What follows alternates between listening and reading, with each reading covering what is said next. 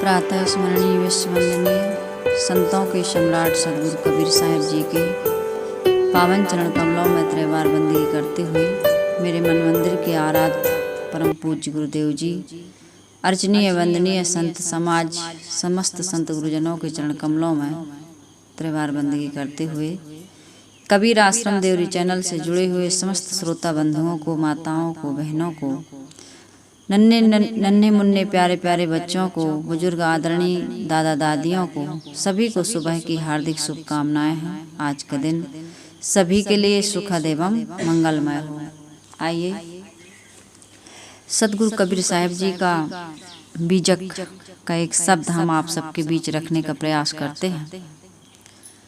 इस बीजक का विषय है, इसका सार बता दूं। मानव समाज में दो प्रकार की मान्यताएं हैं कि इस मृत्यु लोक में आकर के मनुष्य कर्म भूमि का माया है, मानव जीवन कर्म भूमि का है और कुछ दिन का समय मिला है। ये क्या है? मृत्यु लोक। यहाँ सदा सदा के लिए कोई अमर होके रहने वाला कोई नहीं है। जगत चला जाए यहाँ कोई ना रहैया हो, है नहीं, सब चले गए, यहाँ कोई रह रहा है।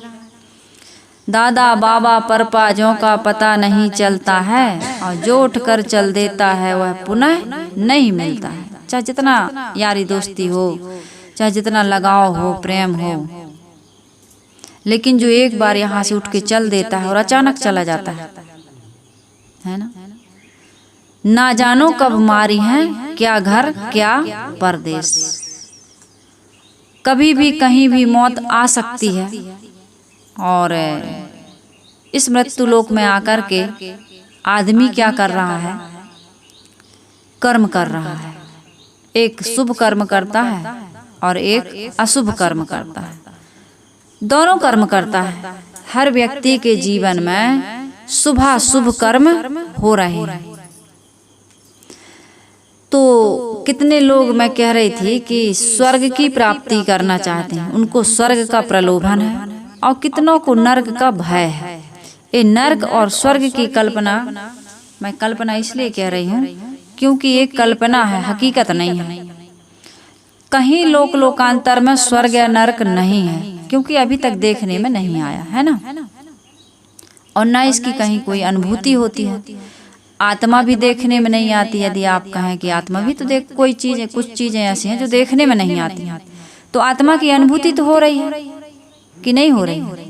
यदि आत्मा ना होती तो इस जुबान से हम ये ना कह पाते जो हम कह रहे हैं, या आंख से ना देख पाते जो हम देख रहे हैं, संसार के वो व्यवहार न कर पाते जो हम कर रहे हैं, क्योंकि शरीर पड़ा रहता है।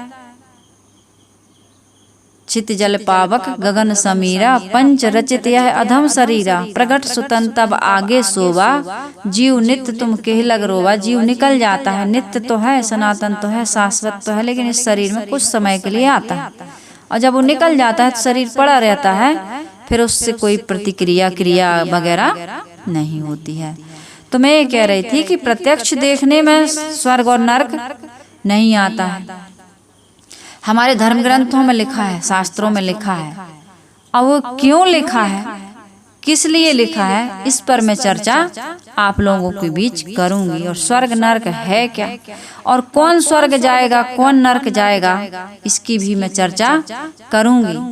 और मैं समझाऊंगी कि सच में नर्क क्या है, स्वर्ग क्या है, कैसे हम स्वर्ग और नर्क को जाते हैं, नर्क से कैसे बचें और स्वर्ग की प्राप्ति, स्वर्गमय जीवन कैसे जिएं, इसी जीवन में हम स्वर्ग की प्राप्ति कैसे करें, इस विषय पर मैं आपसे चर्चा करूंगी। सबसे पहले मैं सदगुरु कबीर साहिब जी का पद रख दूं।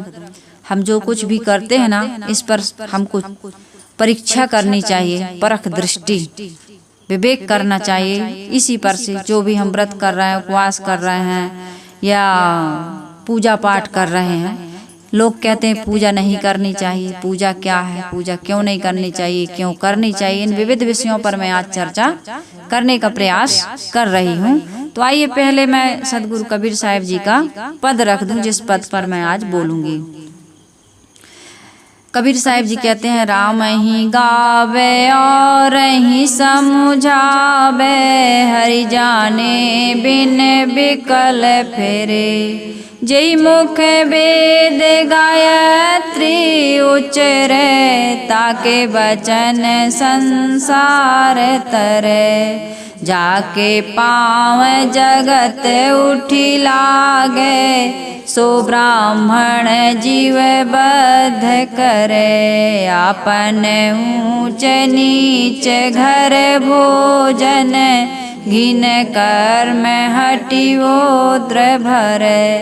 ग्रहण अमावस ढुकी ढुकी मागे, कर दीपक लिए कूप पर।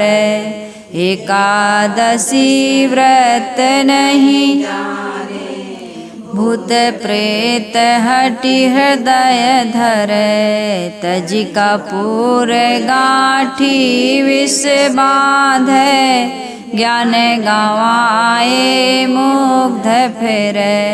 छीजे साहु चोर प्रतिपाले, संत जना की कूटी करे। कहीं कबीर जिभ्या के लंपट, यही विधि प्राणी नरक पर।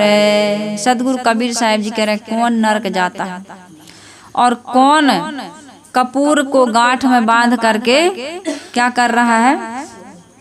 तजी कपूर, कपूर को त्याग करके गांठ में विष बांध रहा है। ज्ञान को खो करके अपने आप को अज्ञान में ही बड़ा मगन हो करके संसार के सारे कार्य कर रहा है। वो है पथ प्रदर्शक इस संसार का। उसके लिए कहे संसार के पथ प्रदर्शक कौन बने रहे अभी तक? पंडित पुरोहित, है ना। आम जनता को तो वेद शास्त्र पढ़ने का अधिकार ही नहीं था। ये वेद शास्त्र पढ़ने का अधिकार किसके हाथ में ले लिया था? किसने ले लिया था? पुरोहितों ने, ब्राह्मणों की बड़ी प्रशंसा की है कबीर साहब ने।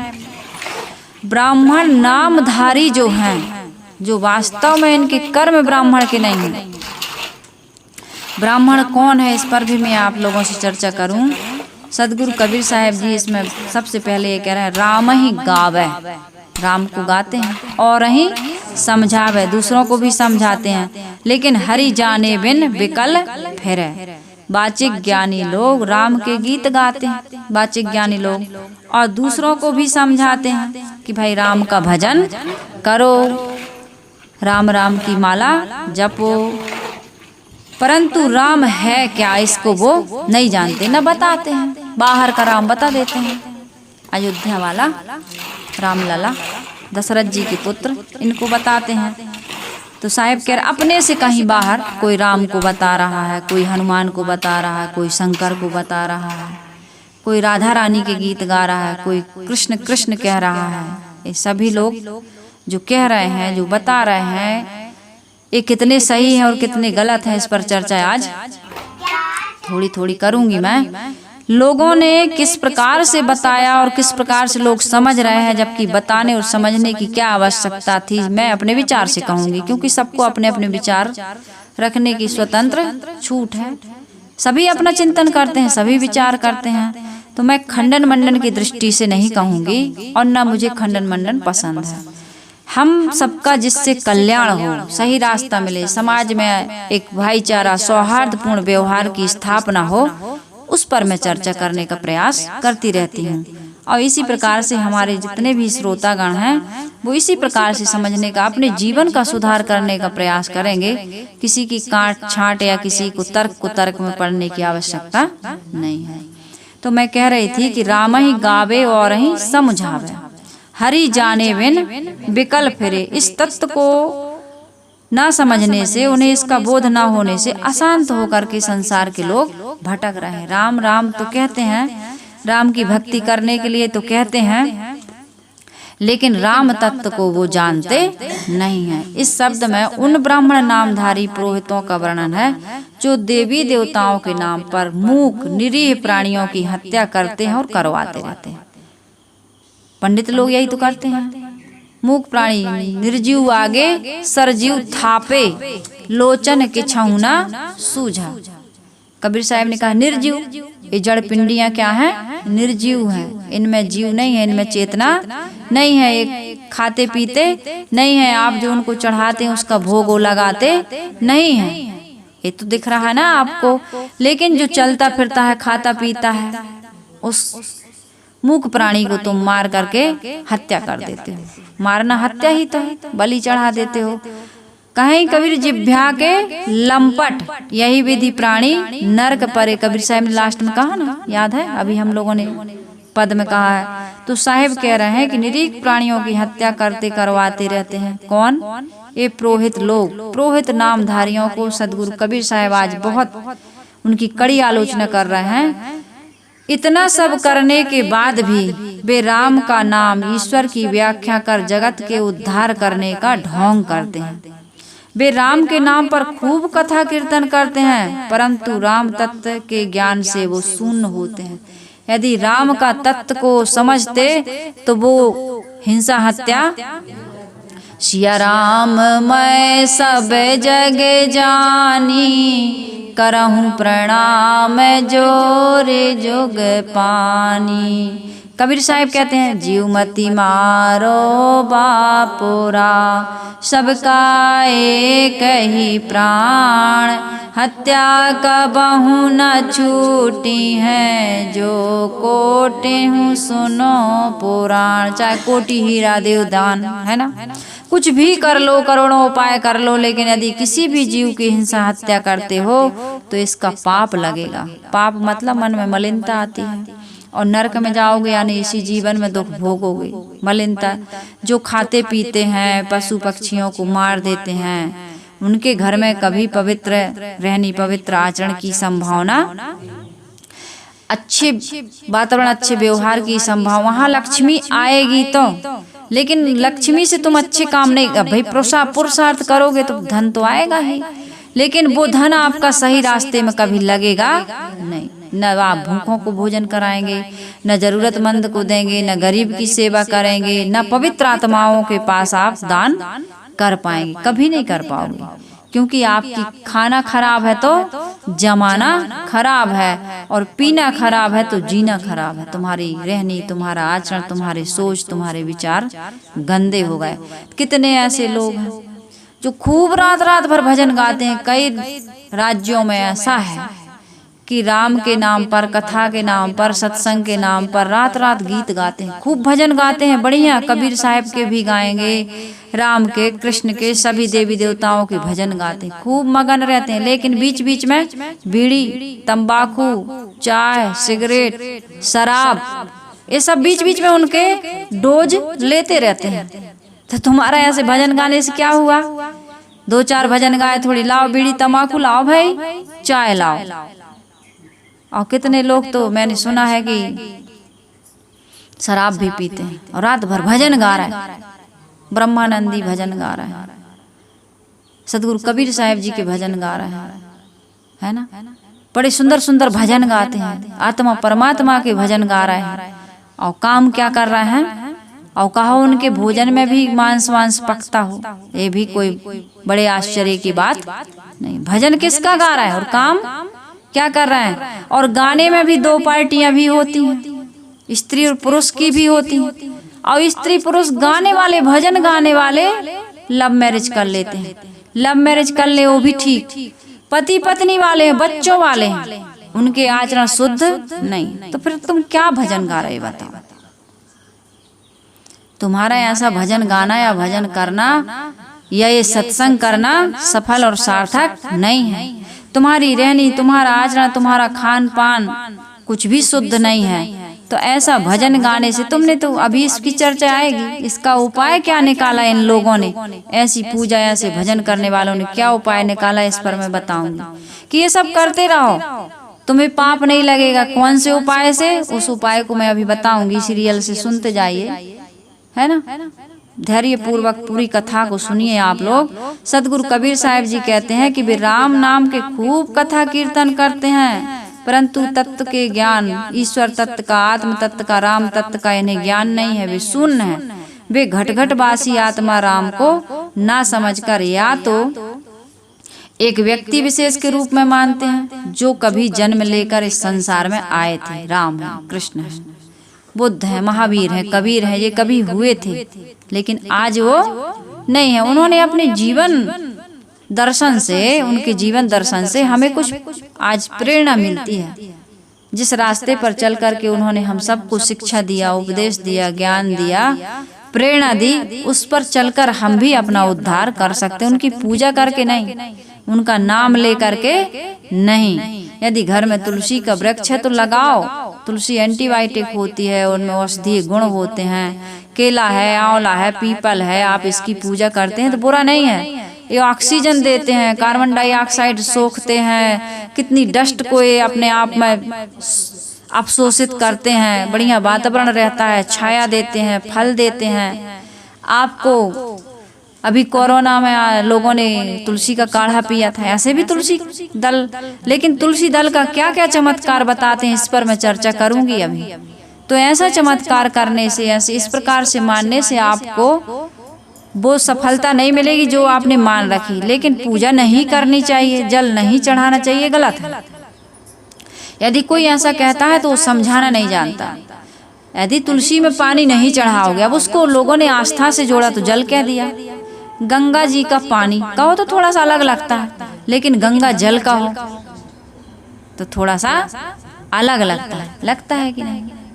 तो इसी प्रकार से जल चढ़ाओ मतलब पानी डालना है। अब आस्था से जोड़ दिया कि तुलसी का पौधा सूखना नहीं चाहिए, आपके घर में एक तुलसी का पौधा होना चाहिए। यदि आपकी कोई भक्ति भावना है, आप पूजा पाठ करते हैं तो अच्छी बात है, क्योंकि हर व्यक्ति की एक भाव अंदर भाव होता है और वो भाव में किसी न किसी इष्ट या उपास के प्रति आस्था होती है।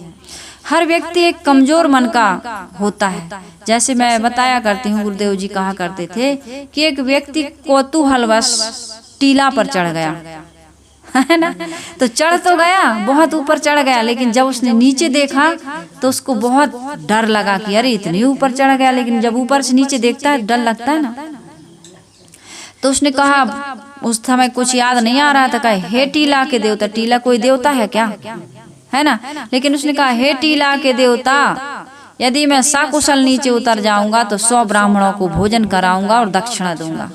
जब 50% नीचे आ गया तो कहा भैया 100 तो आज के जमाने में बहुत महंगे हैं। होता है, हिलगी रहती है ना तो आदमी कछु अलग रहता है भाव।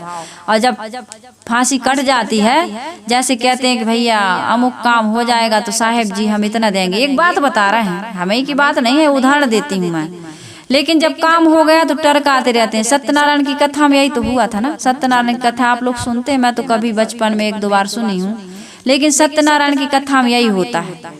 भूल जाते हैं, फिर लता पत्रा हो जाता है, नाव डूब जाती है, दामाद मर जाता है, पति मर जाता है, सब यही होता है।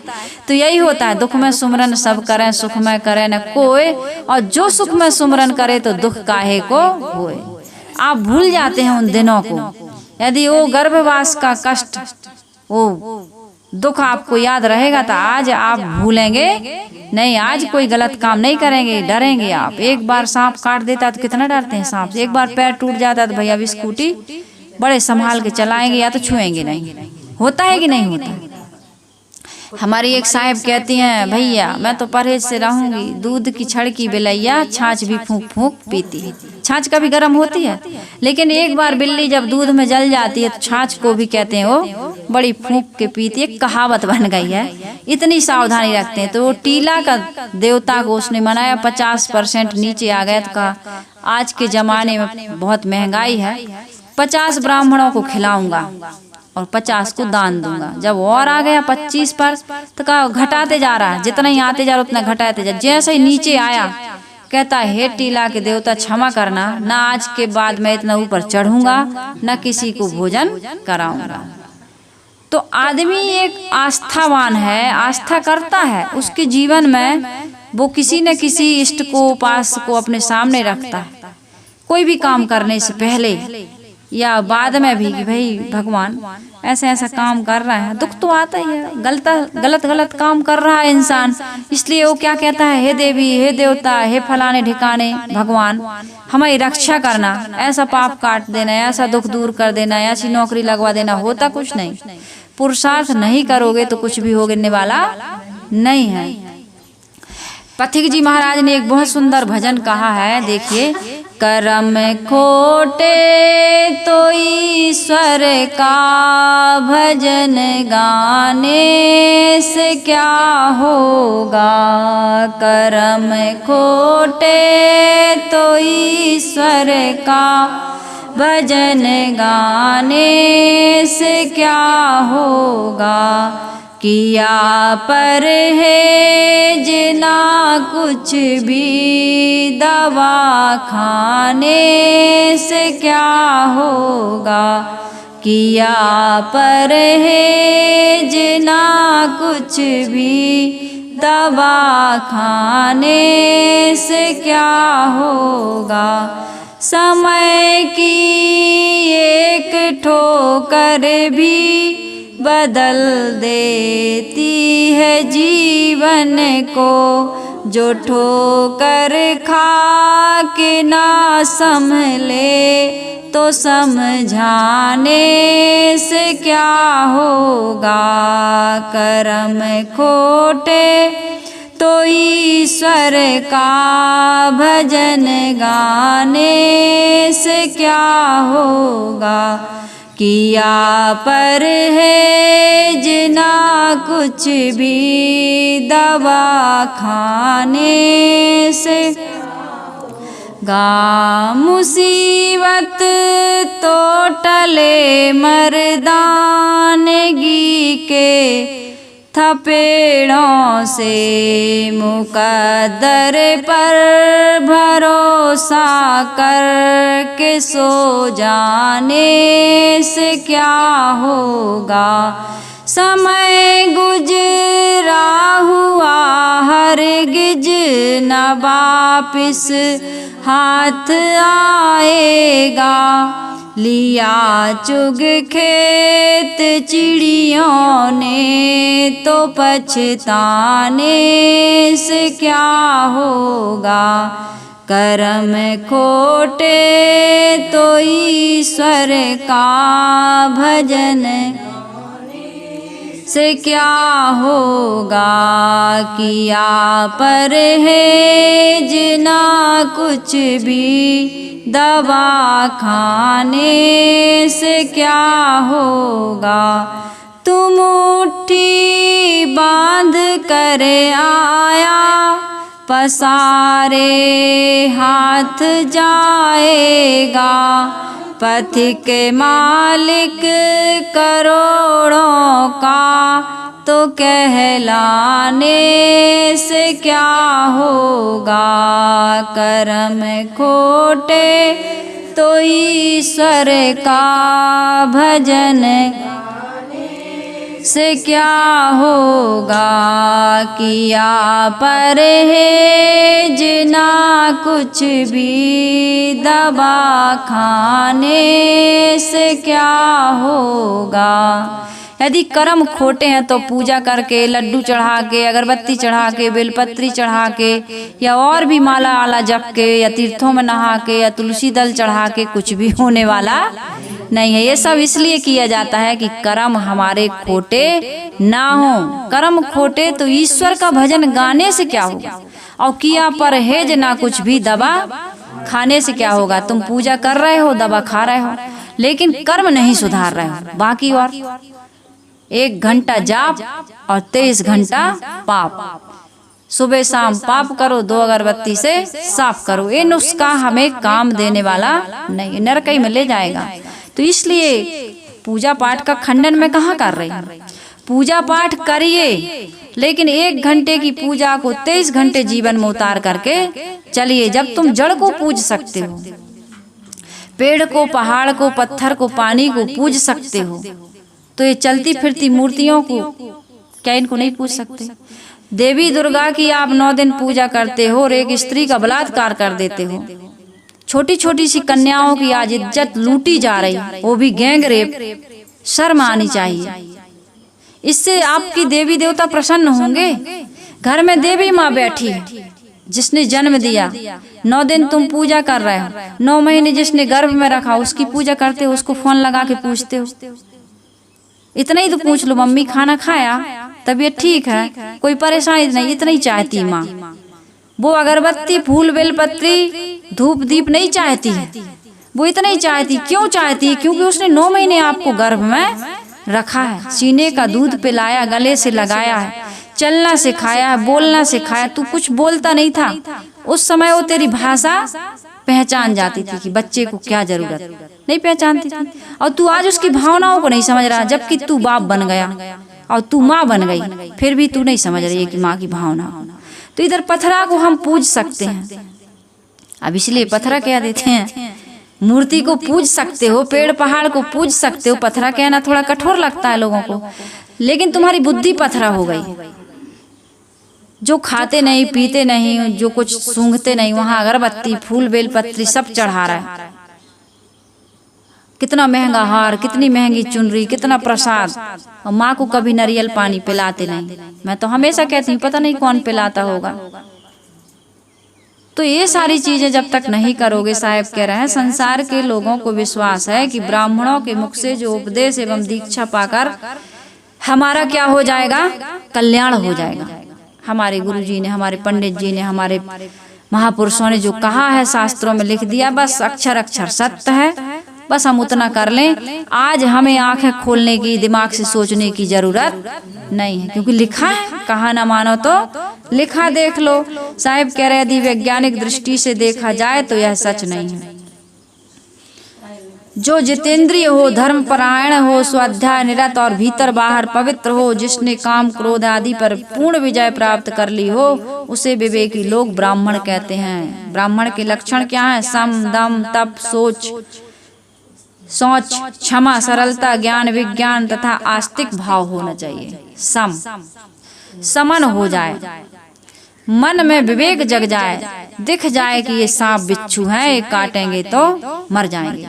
ये विषय क्या है? विष के तुल्य हमारे जो विवेक बुद्धि को, हमारे सत्कर्मों को, हमारी पवित्रता को नष्ट कर देते हैं। इस प्रकार से जिसको दिख जाता है तो वो उसका मन, फिर मन का रुक जाना समन है, और इंद्रियों का रोक लेना दमन है। इंद्रियां बलपूर्वक, हठपूर्वक रोकी जाती हैं, लेकिन मन में जब विवेक जगता है, समझ जगती है, वास्तविकता का बोध होता है, तो उसको कहते हैं समन। मन में समन होता है और इंद्रियों में दमन होता है। तब क्या है? ठंडी, गर्मी, भूख, प्यास, अनुकूल प्रतिकूल परिस्थितियों में आप सम रहिए।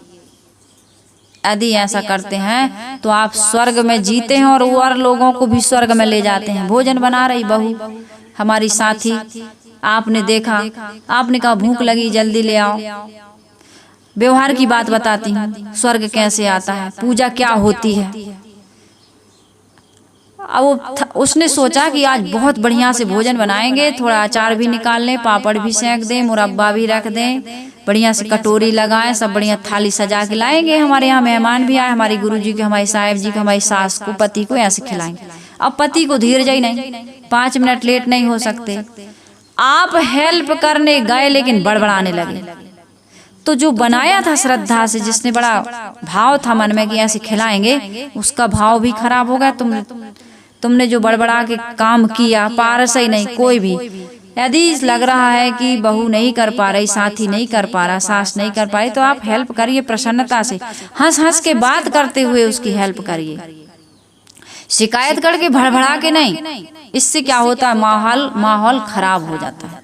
काम तुम कर ही रही हो, लेकिन वही बहू से मीठी मीठी बात करके काम करती तो कितना अच्छा लगता, बहू भी खुश हो जाती और तुम भी बढ़िया।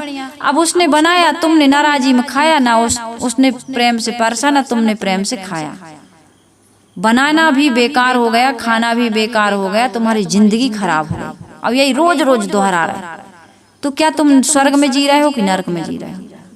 काम तो कर ही रहे हो, लेकिन काम करने का तरीका तुमको नहीं आया। तो तब क्या है? सारी अनुकूल प्रतिकूल परिस्थितियों में अपने आप को सम रखना, यही साधना है।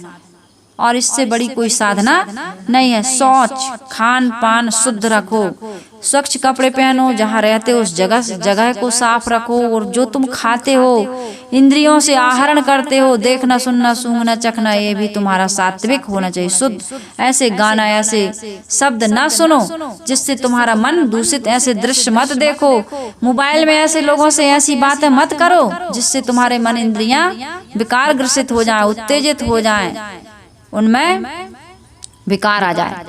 तो ये क्या है? शौच। केवल नहा लेना शौच नहीं है, या टट्टी गए थे शौच लेना शौच नहीं है। शौच का मतलब होता है भीतर बाहर पवित्र, कपड़े, आसन, बिस्तर, सब चीज बाहर, और मन में भी शुद्धि। किसी प्रकार का काम, क्रोध, लोभ, मोह, छल, दंभ, पाखंड आदि नहीं होना चाहिए। क्षमा का भाव, कोई गलती कर दे, हम कितने वर्षों तक याद कर करके उसको छाती पेटे लगाए रहते हैं, उसने ऐसा किया था, हमारे साथ भी हुआ है, तुम्हारे साथ, सबके साथ होना ही है। ऐसा नहीं है कि ननद, सास, देवरान, जेठान, पति पत्नी या गुरु बहन या गुरुजी हमको दुख न दें। कई ऐसे गुरुजी भी होते हैं कि शिष्यों को बड़ा दुख दे जाते हैं, ऐसे ऐसे गुरुजी भी हो जाते हैं। तो भाई संसार में आपको कोई भी व्यक्ति ऐसा मिल रहा है, क्षमा करो, उसका कर्म हो जाने। अपने जीवन में उस गंदगी को लेकर के 20-25 साल की पुरानी तुम गंदगी, बदबू साथ में रख करके अपने हृदय को पवित्र नहीं कर सकते। आलू प्याज सड़ जाते हैं तो फेंक देते हो, सब्जी दाल भात सड़ जाता है तो फेंक देते हो, पहले ही फेंक दे, नहीं खाएंगे भाई। और सड़ी गली बातें, मरे मुर्दों को तुम जिंदा रखते हो, याद है वो, याद है जो तुम्हें दुख दे रही, वो याद है। यदि देवरान जेठान सास बहू यह समझ ले कि पहले मिले थे तो इतना अच्छा, पहले मिलन को याद कर ले, पति पत्नी पहले मिलन को याद कर ले। आजकल अरेंज मैरिज हो जाती है ना, वो क्या कहते हैं उसको, अरे वो होता है ना, पहले वो सगाई वगाई हो जाती है तो बड़ी फोन फान करते हैं, बड़ी मीठी मीठी बातें करते हैं दोनों, और शादी के बाद में हम नहीं तुमसे कम, तुम हो राइफल बंदूक तो हम हैं एटम बम, और बच्चों की जिंदगी बर्बाद, खुद की तो हो ही रही। चलो कोई बात नहीं, तुमने किया है भोगो, लेकिन बच्चों ने क्या किया? बच्चों की जिंदगी तुम बर्बाद। ये जरूरी है, पूजा ना करो चलेगा, लेकिन अपने परिवार के लोगों के साथ प्रेम से रहो। यदि नहीं रहते हो तो नहीं चल रहा है कि चल रहा है। इसलिए साहब कहते हैं क्षमा करो, क्षमा। ये ब्राह्मण के लक्षण है, विवेकी के, ज्ञानी के लक्षण। सरलता, सरल रहो, सादे रहो, सिंपल रहो, क्यों दिखावा करते हो? सरलता नहीं है, कुटिलता है तुम्हारे अंदर, दिखावा करते हो, दंभ करते हो, पाखंड करते हो।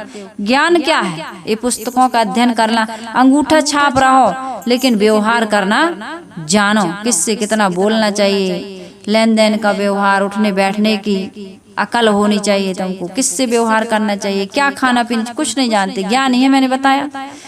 भजन गा रहा है लेकिन तम्बाकू भी खा रहा है, गा रहा है भजन, खा रहा है तम्बाकू, तो तुम ज्ञानी हो क्या? बहुत भजन याद है, बढ़िया गाते हो संगीत में, लेकिन आचरण में शुद्धि नहीं है, तो ये ज्ञान नहीं है। तो सदगुरु कबीर साहब जी कह रहे हैं कि ये ब्राह्मणों का एक कर्म नहीं है, ये तो नामधारी ब्राह्मण है, ये व्यक्ति के स्वभाव से उत्पन्न ब्रह्म कर्म है। और इस प्रकार का स्वभाव, इस प्रकार के ब्राह्मण गोत्र में जन्म लेने वाले वर्ण जाति से कोई वंश परंपरा नहीं होती है, तो स्वभाव से उत्पन्न होते हैं। त्याग तप द्वारा अर्जित किए हुए सद्गुणों के धनी लोग ही ब्राह्मण कहलाते हैं। सद्गुण संपन्न लोग ही ब्राह्मण हैं, उनमें चाहे सनत कुमार जी हो, चाहे नारद हो, बुद्ध हो, महावीर हो, ईसा हो, कबीर हो, नानक हो, रैदास हो, विवेकानंद हो, कोई भी हो, हम और आप भी हो सकते हैं। पूर्ण संत ही सच्चा ब्राह्मण होता है, इसकी वंश परंपरा नहीं चलती। ये वंश परंपरा में जो ब्राह्मण के घर में ब्राह्मण हो गया और मांस खा रहा, शराब पी रहा, व्यभिचार कर रहा, वो ब्राह्मण नहीं है। परंतु खेद है कि भारतवर्ष में आज भी उन्हीं को लोग ब्राह्मण मानते हैं। सदगुरु कबीर साहब कहते हैं कि पुरोहित लोगों को जो भ्रम हो गया है कि हम बड़े ऊंचे कुल में पैदा हुए हैं और हम पूज्य हैं, प्रतिष्ठित हैं, ते उनका भ्रम है। उनको कहीं स्वर्ग मिलने वाला या मुक्ति मिलने वाली नहीं है। साहिब कह रहे हैं यहाँ पर पद में क्या आया है, जाके पांव जगत उठ लागे सो ब्राह्मण जीव बद्ध करे। जिस ब्राह्मण के लोग सुबह उठ करके प्रणाम करते हैं, पाए लागी पंडित जी, कहते हैं खुश रहो। पाए लागी ऐसे ही नहीं पढ़ रहा है, दूर ही से जा रहा है, पाए लागी पंडित जी, तो कहते हैं खुश रहो भाई, मस्त रहो। तो जिसके पांव संसार के लोग लग रहे हैं वो ब्राह्मण क्या कर रहा है, जीवों का वध कर रहा है। एक तो उसने बौद्धिक रूप से वध कर दिया, बौद्धिक रूप से भी वध कर दिया, तुमको सही रास्ता नहीं बताया, ना रहनी से, ना आचरण से, ना अपने ज्ञान से, किसी भी चीज से। और जब ब्राह्मण ही कर रहा तो फिर हमें करने में कोई दोष नहीं लगेगा। आपन ऊंच नीच घर भोजन, घीन कर्म हटि बोद्र भरे। ये लोग क्या करते हैं, ऊंच नीच घर भोजन, ब्राह्मण नामधारी अपने आप को ऊंचा मानते, परंतु स्वार्थ पड़ने पर नीचा काम करने वाले के यहाँ भी भोजन। अब तुमने क्या लगा दिए, 27 बच्चा 27 ग्रह लगा दिए, और ग्रहण अमावस रोज तुम सबके यहाँ दक्षिणा मांगने जाते हो, तो मांग मांग करके खाते हो। ग्रहण अमावस ढुक ढुक मांगे, कर दी पकली कूप परे। एकादशी व्रत नहीं जाने, भूत प्रेत हटी हृदय धरे। सदगुरु कबीर साहिब जी ब्राह्मणों की पूरी करतूत बता रहे हैं कि सूर्य ग्रहण, चंद्र ग्रहण, अमावस्या के दिन तुम घर घर घुस घुस के भिक्षा मांगते हो, शास्त्र रूपी ज्ञान दीपक हाथों में लेकर दुष्कर्म रूपी की कुएं में गिरते हो।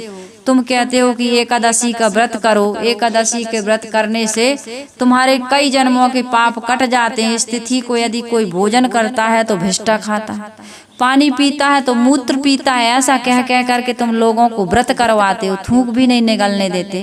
गुरुदेव जी ने भी खूब व्रत किया है एकादशी का, क्योंकि पुराणों में यही लिखा है। तो साहब ने यहाँ पर कहा है कि एकादशी, सच्ची एकादशी तो यही है कि 10 इंद्रियां और 11वां मन, इसको बस में कर लो। यदि इसको बस में कर लेते हो तो तुम सच्चा एकादशी का व्रत करते हो। लेकिन एकादशी का व्रत करके लोग दूध सिंगारा भी खाते हैं, खूब लपसी अपसी लपेट जाते हैं और ज्यादा ही खा जाते हैं, रोज से ज्यादा। और उपवास में व्रत के दिन आदमी वही बनाता है, नमकीन खाने वाला, मिर्ची और नमक वाला बनाता है, सेंधा नमक निकल आया।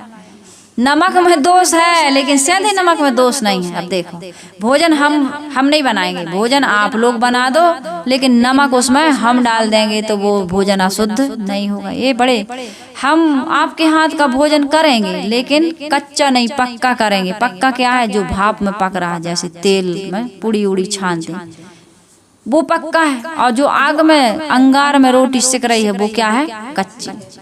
यही तो बताया था, हम लोग भी यही करते थे ना। अभी हम लोग नहाए नहीं है, भोजन नहीं करेंगे, रोटी खा नहीं, रोटी नहीं खाएंगे, नहाए नहीं तो नमकीन खा लो, बालूशाही खा लो, कुछ मीठा, पूड़ी उड़ी बनी, पराठे, हाँ वो खा लेंगे। तो ये कौन सा तुम्हारा नियम है, भोजन खा लिए मतलब तुम्हारा व्रत टूट गया। तो भाई ऐसा इस प्रकार से भी लोग खाते पीते रहते हैं। एकादशी का नाम सुनकर के ही यमदूत लोग दूर भाग जाते हैं। एक कथा है कि एक कुलक्षणा देवी थी। देवी क्या कहें उनको, पर पुरुषों से संबंध रखती थी वो। ये आचरण की शुद्धि के लिए बताया जा रहा है। आदमी को आचरण, पति पत्नी को भी ब्रह्मचर्य से रहना चाहिए। कल मेरे पास एक बड़े भोले भगत का फोन आया, मुझे बड़ी हंसी लगी, बहुत अच्छा लगा उनका स्वभाव, बहुत बढ़िया बात कही उसने। ऐसे ऐसे देवता इस संसार में हैं आज भी। कहा साहब जी मैं ब्रह्मचर्य से रहना चाहता हूँ लेकिन मेरी पत्नी मुझे परेशान करती है। उनकी उम्र कितनी है, बोले है 45-50 के बीच में, बड़े सरल हृदय के हैं। तो मैंने कहा कि बच्चे तो हो गए होंगे, कहे हाँ बच्चे हो गए हैं। तो मैंने कहा कि फिर ब्रह्मचर्य का मतलब समझते हो क्या है, तो नहीं बता पाए उतने अच्छे से। मैंने कहा काम भोग का त्याग कर देना, ये तो प्रथम सीढ़ी है, ये भी ब्रह्मचर्य है। और उसने बताया कि इतने खून से इतना वीर्य बनता है बड़ा, और ये शरीर की सबसे बड़ी शक्ति है, इसको मैं नहीं चाहता हूँ कि बर्बाद हो, बहुत शुद्ध पवित्र जीवन जीना चाहता हूँ। आपके प्रवचनों से मुझे एक बड़ा लाभ हुआ। मैंने कहा क्या लाभ हुआ, कहे कि मैं कहीं जाता था तो मैं किसी को देखता था तो मेरा मन थोड़ा सा विकारी हो जाता था। मन में तो आदमी हर समय पतन कर ही रहा। मनन भोग, हमारे यहाँ जो गुरुजी संत जी आते थे, गुरुदेव तो गुरुदेव हैं ही, लेकिन जिन संत से मुझे बड़ा बोध मिला, उनका बड़ा आशीर्वाद मेरे जीवन पे बरस रहा है, उनने मेरे जीवन में बड़ा उपकार किया है। सभी संतों का उपकार है। इसलिए तो मैं सभी संत गुरुजनों को बंदगी करती हूँ सबसे पहले। तो वो कहते थे कि बेटी स्थूल भोग त्याग देते हैं लोग, लेकिन मनन भोग नहीं त्याग पाते, इसलिए मनन भोग त्यागो। तो मन से तो आदमी भोग करता है।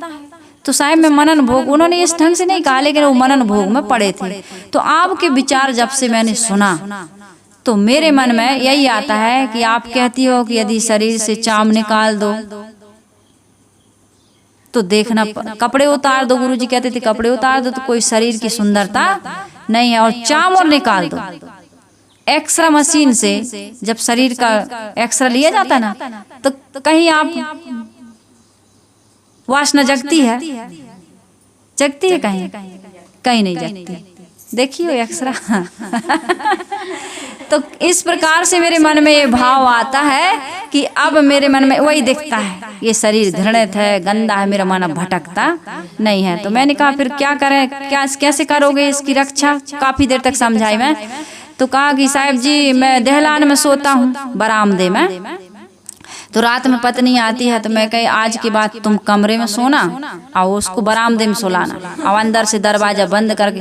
पहले तो मैंने कहा कि जब पत्नी आती है तो तुम डांटते नहीं हो, अच्छी 2 चांटा लगाया करो खींच के। भाई बच्चे वाली है, नाती पोता हो गए हैं, और पत्नी समझती नहीं है। कैसा है वे सत्संग नहीं सुनती है। मैंने कहा उसको कहाँ सुनेगी सत्संग, जब इस प्रकार की वासना उसको सता रही तो सत्संग सुनती तो ये उसका रोग ही ठीक हो जाता। हम सब रोगी है ना मानसिक रूप से, और मन का रोग शरीर में आता है, बिल्कुल पक्का है। कोई भी शरीर, मन का रोग शरीर में आता है। तो मैंने कहा कि उसको 2 चांटे लगाया करो। तो कहता साहब जी मैं कभी भी, मेरा सच में उसका स्वभाव है, बात से ही लग रहा था कि मैं कभी किसी को गाली डांटा भी नहीं, मैं कैसे मारूंगा। मैं कहती तो एक उपाय करो, आप कमरे में सोना, उसको दे। कह साहब जी हम ऐसे करेंगे, हमारे बच्चे पढ़ते हैं, नाती वाती पढ़ते होंगे, ज्यादा नहीं पूछी मैं, उस कमरे में मैं सो जाऊँ। हाँ मैं कहीं ऐसे ही करूँ।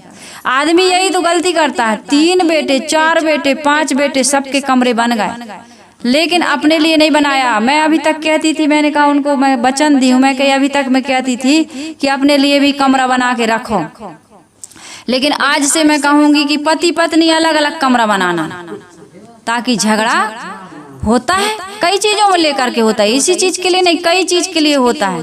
तो तुमने सब कुछ कमाया, अपने लिए 2 कमरे बनाओ, चाहे वो 10 बाई 10 के क्यों ना हो। एक पलंग एक खाट डालने लायक बनाओ, लेकिन अलग अलग कमरा बनाओ। इसके बिना तुम्हारी सुरक्षा, कहाँ चले जाए, कहाँ भाग जाए, ऐसा लगता है मैं कहीं चला जाऊं। मैं कहीं इस उम्र में कहीं न जाना, घर में रहना और अपनी सुरक्षा। बाहर जाओगे तो बाहर भी तो झंझट है, इसलिए घर ही में जीवन बीत गया तुम्हारा, वहीं रह करके ब्रह्मचर्य का पालन। तो कुलक्षणा पर से मैंने बताई कल की घटना। वो कुलक्षणा स्त्री को पति ने मारा, और मारा तो रात में भूख से वो भोजन नहीं की तो मर ही गई हो। ऐसा होता नहीं है, लेकिन उसको मरना था। तो एकादशी का दिन था उस दिन, तो एकादशी के दिन मर गई हो तो उसकी मुक्ति हो गई। ऐसा शास्त्रों में लिख दिया गया, इसलिए एकादशी का व्रत रहो। तो ये भूखे रहने से तुम्हें मुक्ति नहीं होगी। एकादश मारा किस लिए था कि तुमने व्यभिचार किया, और व्यभिचार छोड़ दोगे तो उपास रहो ना रहो, मरो या ना मरो, तुम मुक्त ही हो यम रूपी वासना से। ये वासना क्या है? यम। इससे यदि तुम्हें मुक्ति मिल गई तो तुम्हारा कल्याण हो जाएगा। तो साहिब कह रहे हैं कि तुम एकादशी का व्रत बताते हो, कहीं भूत लगा देते हो, कहीं प्रेत लगा देते हो, कहीं श्राद्ध कराते हो, कहीं पिंडदान कराते हो, कहीं ग्रहण अमावस। अरे आज का बच्चा जानता है कि ग्रह और अमावस होता क्या है? नहीं जानता बच्चा। राहु केतु नहीं ग्रसते हैं, एक सिधाई में आ जाते हैं तीनों ग्रह, इसलिए एक की दूसरे को आड़ हो जाती है, और कुछ देर में वो यहाँ थोड़ी है, कितने हजारों किलोमीटर कितने दूरी पर है ये ग्रह। तो इसलिए थोड़ा सा आड़ हो जाता है, धीरे धीरे घूम रहे हैं ना, ब्रह्मांड में क्रिया हो रही है। पृथ्वी कैसे घूम रही पता है? हम तो यही समझते हैं सूर्य नारायण घूम रहा है, लेकिन वैज्ञानिक कह रहे पृथ्वी घूम रही। तुम अभी वास्तविकता से बहुत दूर हो। जितने वैज्ञानिक हैं उनको धर्म गुरुओं ने कितना प्रताड़ना दी, मार दिए उनको, लेकिन आज उनका सत्य सामने प्रकट होकर के सबके बीच आया कि नहीं आया। तो इस प्रकार से आदमी क्या कर रहा है, तजी कपूर गांठी विष बांधे ज्ञान गंवाए मुग्ध फिरे। पुरोहित लोगों की भूल भुलैया में पड़ करके आत्मज्ञान को खो करके आदमी कल्पना के लोक में विचर रहा है। तो कल्पना के लोक में विचरने से हमारा कल्याण होने वाला नहीं है। और गलती क्या कर रहे हैं, सुनिए आगे। साहिब कह रहे हैं, छीजे साहू चोर प्रतिपाले, इस संत जना की कोटि करे। सत्यवादी एवं साधु जन का तो ये लोग तिरस्कार करते हैं, चोरों की रक्षा करते हैं। ये महा अशुभ लक्षण है। जो सच्चे ज्ञान तथा सच्चे आचरण से रहते हैं और उन्हीं का जो प्रचार प्रसार करते हैं, पुरोहित लोग उनसे बड़े नाराज रहते हैं। कहते हैं ये तो हमारा धंधा ही चौपट करा देंगे। तो धंधा चौपट कराने का उनको डर है। परंतु मिथ्या महिमा चमत्कार एवं कर्म कांड का झांसा देकर समाज के ज्ञान धन को चुराने वाले ये बेवकूफ लोग जो लोगों को भटका रहे हैं, ये धन ऐंठने का काम कर रहे हैं। पुरोहित उसकी प्रशंसा करते हैं क्योंकि वे एक समान पेशेवर हैं। चोर चोर मौसेरे भाई। साहिब कह रहे हैं कि एक दूसरे की ये कहते हैं भैया वो चमत्कार कह रहे हैं। हाँ, जब ईसाई लोग चमत्कार फैलाते हा हू फू करके झाड़ देते हैं, तो हमारे हनुमान क्यों नहीं कर सकते? ये किसी व्यक्ति को नहीं कह रही हूँ, सब अपने अपने तरीके का धंधा चला रहा है। भाई तुम बंद करो तो हम भी करेंगे। फिर आदमी कहता तुमने क्यों किया ऐसा? जब तुमने गाली दी तो हमने भी दी, तो तुम तो एक ही हो गए। फिर हो गए कि नहीं? साहिब कह रहे संत जना की कूटी करे अपवाद स्वरूप कुछ भले पुरोहित लोगों को छोड़ करके शेष पुरोहित संतों का मजाक उड़ाते हैं। वे यह कहते हैं कुत्तो मुड़िया, अरे मुंडी मुड़ मुड़ा के कहाँ से आ गए हमारा धंधा चौपट करने। तो वेद शास्त्र विरोधी हैं ये पुरोहित। श्रेष्ठ मंडन मिश्र जी जो थे, शंकराचार्य को देख करके उन्होंने कहा था कि कुत्तो मुंडी कहाँ से आ गए तुम, अशुभ मुड़िया। बहुधा पुरोहित वर्ग नहीं चाहता है कि सच्चा ज्ञान जनता में फैले और हमारा बिजनेस व्यापार बंद हो। ये मंदिरों में बड़ी इनकम है। कितने मंदिर के पुजारी सच्ची घटना नाम को समझते हैं, लोगों को समझते हैं, व्यवहार कैसे करना चाहिए। देवी देवता कहे तुम पारक सिद्धांत में आ गए, कबीर के विचार सुनते हो, फिर मूर्ति पूजा क्यों करते हो? कहे 7 पीढ़ी से हो रहा हमारे यहाँ। इसके लिए किसी स्कूल कॉलेज डिग्री की आवश्यकता नहीं है। तो साहिब कह रहे मसी बिनु द्वैत कलम बिनु कागज बिनु अक्षर सुधि होई। यही है तुम्हारे अंदर जो आत्मा बैठा है वो स्कूल से विकसित नहीं होता। तो वो अन्नदाता है इसलिए मूर्ति की पूजा करते हैं। और पारक सिद्धांत सदगुरु कबीर साहिब जी ज्ञानदाता है इसलिए हम उनकी पूजा भी करते हैं। तो ऐसा ही चल रहा है संसार में। ये आस्था के नाम पर पूजा करना बुरा नहीं है, मैं कभी खंडन नहीं करती, लेकिन पूजा के साथ साथ तुम कर्मों को भी सुधारो। अंधविश्वास और चमत्कार ना फैलाओ। पूजा करते हो अच्छी बात करो, लेकिन घर की देवी देवताओं को सताओ मत। उनको चाय दो, भोजन दो, उनकी सेवा करो, उनको भी जल चढ़ा दो। 1-2 बाल्टी लगता है उनको। आजकल तो तुम्हें 1-2 बाल्टी नहीं, टंकी रख दिए, पानी दादा दादी नहा ही लेते हैं। तुम अटैच बाथरूम बना ही रहे हो घर घर में। बस भोजन ही तो देना है तुमको, तो भोजन दे दो। और प्रेम पूजा पूरी जानकारी। पूजा का मतलब आरती उतारना नहीं, प्रेम से भोजन कराओ, यही पूजा है। प्रेम से बातचीत करो, यही पूजा है। प्रेम से उनके साथ रहो, यही तो पूजा है। और अगरबत्ती लगाना, आरती उतारना पूजा नहीं है। तो ये पुरोहित लोग ऐसे महापुरुषों की आलोचना करते हैं, उनसे चिढ़ते हैं। ये लोग क्या है? वेद विहीन है। जो शास्त्र पढ़ के नहीं जानते वो पुराण पढ़ते हैं, जो पुराण पढ़ना नहीं जानते वो खेतीबाड़ी करते हैं, जो ये भी नहीं जानते वो संत बन जाते हैं। ऐसा ये लोग कहते हैं कि ये संत लोग कुछ नहीं जानते, न वेद पढ़े, न शास्त्र पढ़े, न कुछ इनको करना आया, बस साधु बन गए। साधु हुआ किस हेतु से? गुरुदेव जी ने वैराग संजीवनी बहुत सुंदर इसका वर्णन किया है कि साधु किस लिए हुआ जाता है। ना हमारी नारी मरी है, ना संपत्ति का नाश हुआ है। हम तो बहुत अच्छा खाते थे, पीते थे, बड़ी सुंदर पत्नी थी, बच्चे थे, सारी सुविधाएं थी, लेकिन ये वासना सता रही थी। ये मन की तृष्णा, ये कामना, ये इच्छा शांत नहीं हो रही थी, इसलिए हम साधु बन गए। मन इंद्रियों को साधने के लिए साधु बन गए, सुवस्था के लिए साधु बन गए। अब जन्म मरण के चक्र में ना हमको पढ़ना पड़े, इसलिए हम साधु बन गए। उसमें बैराग संजीवनी बहुत सुंदर पद है, खैर अभी कहने की समय नहीं है। आप सभी श्रोता लोग यदि चाहें तो बैराग संजीवनी मंगा लें इलाहाबाद से। और बैराग संजीवनी मतलब संजीव नहीं है, वैराग्य की संजीवनी। आप जो मर रहे हो ना, बार बार जन्म रहे मर रहे, उससे मुक्ति, ये बैराग संजीवनी गुरुदेव जी की साधना की प्रथम हम लोगों को प्रसादी है। गुरुदेव जी ने सबसे पहले बैराग संजीवनी शायद सबसे पहले यही लिखी। भजन तो लिखते रहते थे, लेकिन पहले जब साधु हुए तो पहले ही गुरुदेव जी ने बैराग संजीवनी, बैराग कूट कूट करके उस पद है उनका, गुरुदेव जी का, गद्य में नहीं है, छोटी सी पुस्तक है। तो साहेब ये कह रहे हैं यहाँ पर, पुरोहितों ने देखा कि वैष्णव संत कहते हैं कि कर्म कांड के पचड़े की कोई आवश्यकता नहीं है, इस प्रकार से भक्ति करने से हमारा कल्याण नहीं होता है, तो वे संतों की ही निंदा आलोचना करने लगे। सदगुरु कबीर साहब कहते हैं, असत जो बोलता है समाज को अपनी बातों से गलत निर्देश देता है, अपने भौतिक स्वार्थ में पड़कर दूसरों को बहकाता है, वह स्वयं पतन के गर्त में जाता है, समाज को भी पतन के गर्त में ले जाता है। इसलिए इन पुरोहित ब्राह्मणों की बातों में पढ़कर के यदि विवेक विचार की हम बलि चढ़ा देते हैं तो हमारा कल्याण होने वाला नहीं है। विचार करो, पूजा करो, हम कहाँ रोकते हैं पूजा करने से, लेकिन पूजा किसकी करनी चाहिए और कितनी करनी चाहिए, कैसी करनी चाहिए तो समझो। हमने देखा कि तुम हनुमान जी के यहाँ भीड़ लगाए, हम भी पहुंच गए। अब हनुमान जी को मैंने देखा है, हनुमान जी की जो मूर्ति लगी रहती है जगह जगह, यूट्यूब पर देखा मैंने एक दिन कि हनुमान जी की उस मूर्ति पर बढ़िया सा एक कपड़ा पहना है, बढ़िया वो वाला लेस लगे रहते ना कपड़ों, वो लंगोटा पहना है हनुमान जी को। अरे हनुमान जी की इंद्रियों में तो इतना संयम है, और मूर्ति को क्या तुम लंगोटा लगाओ? लंगोटा लगाने से कोई इंद्री रुकती है?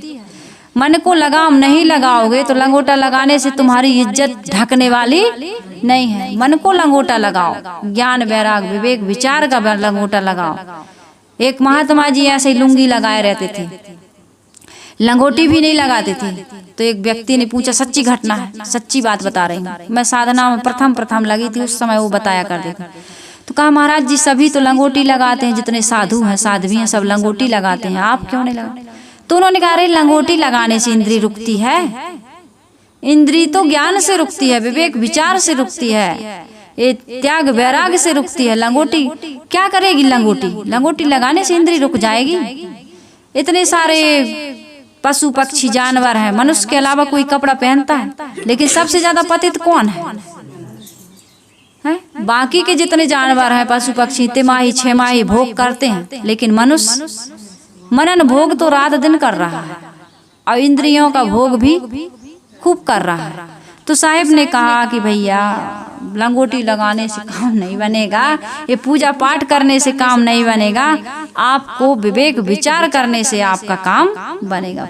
सुनिए सबकी और निवेरिए अपनी, सिंदूर का सिंधौरा और झपनी की झपनी। सबको आदर करो, सबका सम्मान करो। संसार के जितने महापुरुष हैं सबको आदर और सम्मान की दृष्टि से देखो। किसी को ये ना कहो कि हमारे गुरु बड़े और तुम्हारे गुरु छोटे, लेकिन सबकी बातों पर विचार करो। ये सदगुरु कबीर साहब जी, हमारे गुरुदेव जी निर्देश देते हैं और इसी से हमारा कल्याण होगा। हम कमी देखने लगते हैं, तो हम में कमी हो चाहे दूसरे में कमी हो, सबकी कमी देखो और सब में अच्छाई है उसको भी देखो, उसका आदर करो, उसको ग्रहण करो। साहिब कह रहे हैं, कहीं कबीर जिब्या के लंपट यही विधि प्राणी नरक पड़े। तो आदमी जिब्या का लंपट बना हुआ है और जिब्या का लंपट होने के कारण से नैतिकता और सदाचार को भूल गया है। तो जिब्या का लंपट केवल ये मांस खाने वाले या शराब पीने वाले या गुटखा खाने वाले ही नहीं है, शुद्ध शाकाहारी सात्विक भोजन करने वाले, ये उपवास रहने वाले भी जिब्या के लंपट हैं। मैं दोष नहीं दिखा रही हूँ। यदि आप अपनी पसंद की फराहार बनाते हो, फलाहार करते हो, ज्यादा खा लेते हो, तुम भी जिब्या के लंपट हो। ऐसे उपवास करने से तुम्हारा कल्याण होने वाला नहीं है। बीच का मध्य मार्गी बनो, न ज्यादा खाओ न भूखे रहो। हाँ, संतुलित खाओ, संतुलित। तराजू देखो, तराजू, उसमें एक कांटा रहता है और दो क्या रहते हैं? पड़ले रहते हैं। और दोनों जब बराबर रहते हैं ना, तब कांटा कैसा रहता है? सीधा। और एक में कम एक में ज्यादा रहता है तब कांटा ये मन रूपी कांटा आपका बिल्कुल शांत रहे। कब होगा? जब ना भोग करोगे ना त्याग करोगे, सम हो जाओ, न्यूट्रल। गाड़ी न्यूट्रल रहती है तो लुढ़काने में दिक्कत, और गियर में फंस गई कहीं तो तुम एक डग भी चला नहीं सकते हो। तो इस कारण से भाई क्या रहिए? संतुलित रहिए, संतुलित, मध्य मार्गी, संतोष, सहज समाधि भली। कल मैंने गाया ना आप लोगों के बीच। तो सहज समाधि आपकी तभी लगेगी जब सहज जीवन रहिए। तुम्हारे अंदर ही परमात्मा विराजमान है। मन को देखो, मन के दृष्टा बनो। जहाँ जहाँ मन दौड़ रहा है उस क्रिया को करने से यदि मन में संस्कार बन रहा, वो परेशान कर रहा, तो उसको आप छोड़ते जा। अनावश्यक क्रियाओं, अब तुम्हारे पास परीक्षा दृष्टि नहीं, नापई तौल नहीं, थर्मामीटर नहीं, डिस्टेंस ही बना के नहीं जानते, तो फिर कौन बचाएगा? ये पूजा पाठ बेलपत्री से काम होने वाला नहीं है। तो मैंने आप लोगों के बीच थोड़ा सा विचार रखा, थोड़ा क्या बहुत ज़्यादा है। समझदार के लिए तो इशारा काफ़ी होता है। इसमें आप सभी लोग सारग्राही बनेंगे और अपने जीवन को कल्याण की ओर गतिशील करेंगे। कबीर आश्रम देवरी चैनल का यही प्रयास है कि हम सबके जीवन का दुख दूर हो, मानसिक अशांति, टेंशन, अभाव की जो अनुभूति होती है उससे हमें मुक्ति मिले। इसी उद्देश्य को लेकर कबीर आश्रम देवरी चैनल आप सबके बीच सदगुरु कबीर साहब के विचार लेकर के आता रहता है। तो आप हमारी सेवा को सफल सार्थक बनाएंगे। कैसे? जीवन के दोषों को, दुर्गुणों को त्याग कर सबके साथ प्रेम भाईचारे से रहकर सबका आदर और सम्मान करके अपने जीवन को सुंदर, सरल, सुखद बनाएंगे। इन्हीं शुभकामनाओं के साथ वाणी को मैं विराम दे रही हूँ। बोलिए सदगुरुदेव की जय। आइए गुरु वंदना कर लेते हैं।